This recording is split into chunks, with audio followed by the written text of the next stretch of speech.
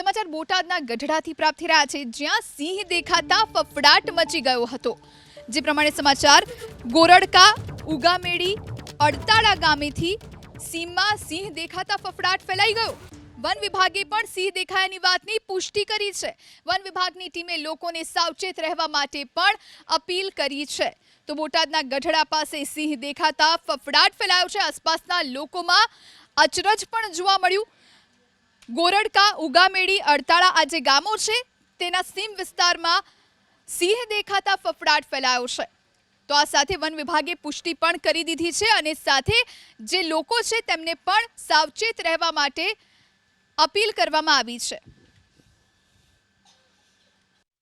હકીકત વાત સાચી છે। ગઢડા તાલુકાના ગોરડકા અને ઉગામેડીના જે પહાડી વિસ્તારમાં હાલ સાવજ છે। સગડ પણ મળી આવે છે અને હાલ આ વિસ્તારમાં છે એમને પાકી ખબર છે।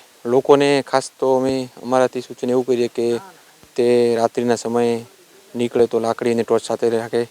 બીજી વસ્તુ કે રાતના ખુલ્લામાં સૂવાનું ટાળે અને એના ખેતરના આજુબાજુ જે ઝાટકા કે કંઈક કરંટ જેવું કરતા હોય તો એ માટે અમે રોકવા માટે કહીએ છીએ।